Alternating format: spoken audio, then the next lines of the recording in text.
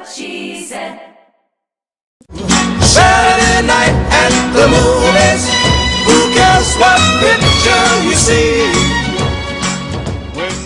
Anne Brodie always cares what picture you see, but tonight she doesn't actually want you to hit a movie. She thinks you should maybe watch Bright Lights on HBO. This is about Carrie Fisher and Debbie Reynolds. Yes, it was a documentary that was completed in 2015, and they've been editing it since and updating it. Man, it'll make you laugh and cry, the whole works. Debbie and Carrie, as you know, had an incredibly close connection. Mm-hmm. They lived next door for decades, for most of Carrie's adult life. And, they fight. She calls her Sue Mommy. Sue Mommy. Because she's just too much at times.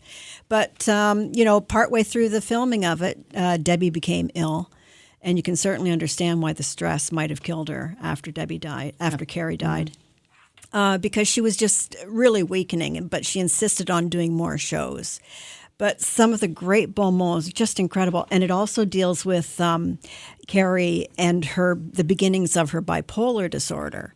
And you see it full blown on the Wall of China on Christmas Day when she's playing really loud Christmas songs, and the people on the wall, the Chinese, are just backing off, like full-blown dementia at that point. And, of course, we see her the way she was, much better, able to cope, caring for her mother, living completely in the moment. And you're inside their homes, which I found just delightful. Mm-hmm. And you can see by their houses how different they were. Carrie's is boom, bang, and Debbie's is, 60s French provincial kind of thing. But it's a heartbreaker. It's a real heartbreaker. And that is on tonight on HBO at 8 o'clock. Okay, and if you decide to PVR that, you might go and see Hidden Figures? Is that Hidden out? Figures, yes. That's a film with Kevin Costner in his first minor role. It's a true story of African-American women with really stupendous math brains in the South, believe it or not, at NASA, who worked on the space program in order to get Scott Glenn out there. John Glenn. Who's Scott Glenn? I don't know. Oh, an actor. And, they're incredibly brilliant. It's just more brilliant, perhaps, than the men. And the men who are just so lackadaisical and sort of getting it done and sort of being racist and keeping her out of the loop so she won't get any glory. I'm talking about Taraji P. Henson's character. Mm-hmm. And Kevin Costner as her boss, he recognizes her brilliance, and he begins to take down the barriers within NASA itself, like removing the colored-only women washrooms. And Octavia Spencer is a great acting takeaway. She is the boss of the secretarial pool, and she is incredible. And I must say, this is a film about embedded racism in the 60s in the South, but it is so upbeat, so poppy, so uplifting, and the colors, it's a candy-colored world. It's very family-friendly and a crowd pleaser. And it doesn't really soft soap it, no, but it does deal with the embedded racism. So it's really unique. What about Silence? Silence is Martin Scorsese's latest, and it's about the true story of Jesuit priests leaving from Portugal to go and find their mentor, played by Liam Neeson, in Japan. Oh, he's my mentor. Oh, I don't know if you see him in this one. Oh, okay.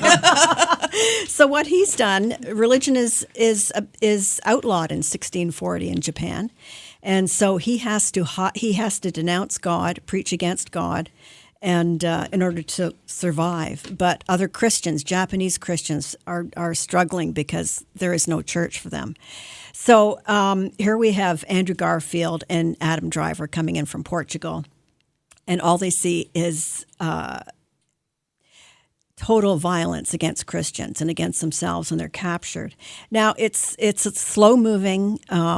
It's meditative. It is Martin Scorsese's most spiritual film. He's a believer in God, and as I say, there's a poetic sense to it. Some people are impatient with the length of it, but I think it's worth going if you're willing to give it nearly 3 hours. Okay, and what is going on with FX? Oh boy, what's going on? Taboo. Tom Hardy's back, girls. Yeah, well, and boys. Oh, you don't like it? No, I do. He plays a fellow who's a shipping magnate's son who lived in Africa for most of his life and came back sort of like an enchanter almost.